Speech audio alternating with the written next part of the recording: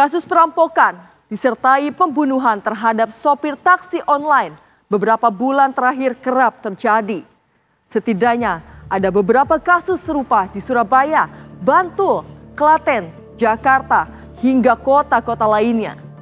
Mengapa taksi online mudah menjadi sasaran kejahatan?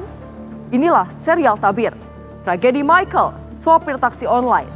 Taksi online selalu jadi korban.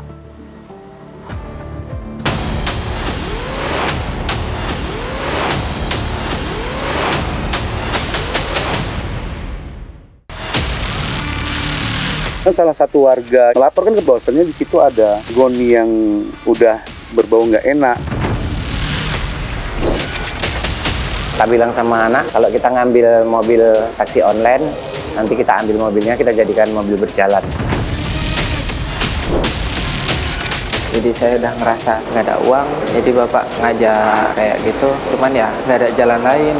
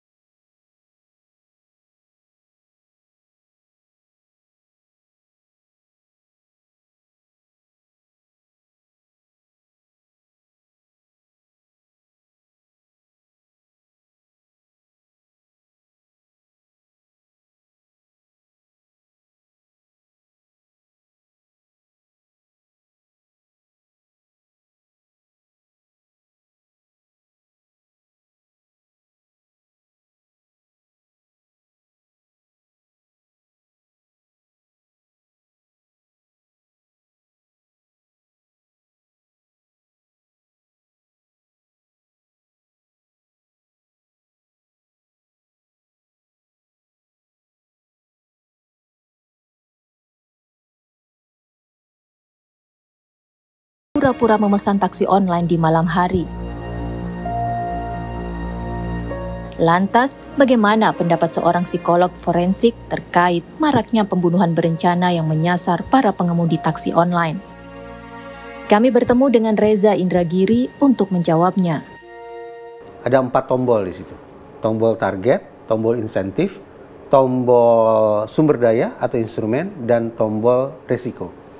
Artinya, pelaku sudah mengincar dari sekian banyak pengemudi online siapa yang harus dia sasar. Saya tidak membayangkan para pelaku ini menyasar supirnya, tidak, tapi menyasar kendaraannya.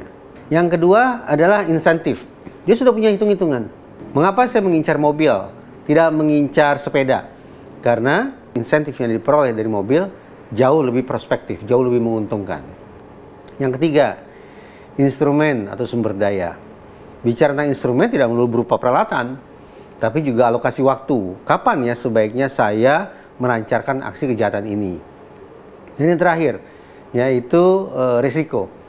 Setiap pelaku kejahatan, apalagi yang berencana, sudah barang tentu harus berpikir tentang risiko.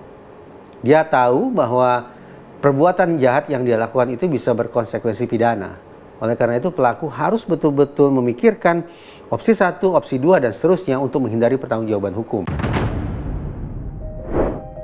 Dalam kasus yang menimpa Michael, pelaku merupakan sepasang ayah dan anak. Secara psikologis, ternyata hubungan erat yang dimiliki setiap pelaku kejahatan lebih dari 1 orang merupakan hal paling mungkin sering terjadi.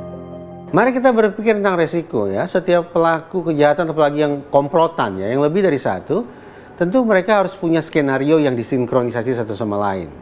Nah, siapa gerangan pihak yang paling bisa dipercaya, yang paling bisa diandalkan untuk menyamakan cara berpikir tentang membangun sebuah skenario, menanggulangi resiko dan seterusnya?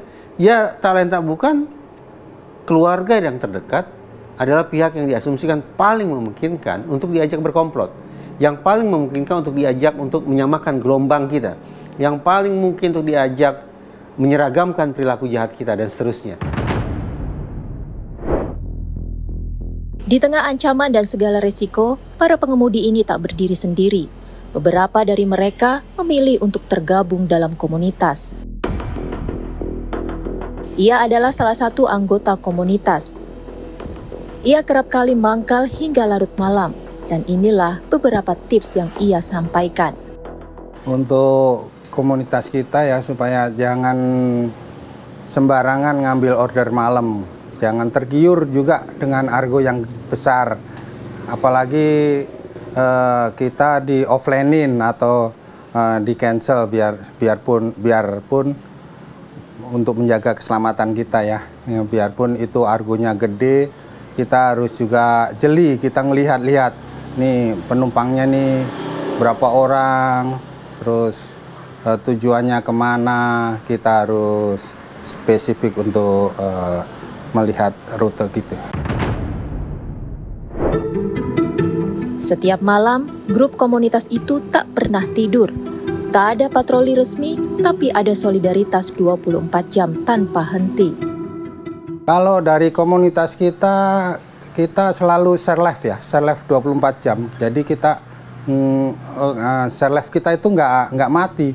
Jadi sekalipun ada apa-apa, misalnya ban pecah ban aja ya, pecah ban di tol, itu kita langsung kontak ke komunitas. Nanti siapa yang terdekat pasti membantu kita.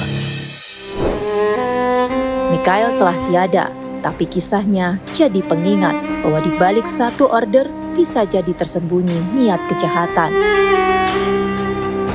Ia pergi bukan karena kecelakaan, tapi karena kesadaran pelaku dan sistem yang belum cukup melindungi.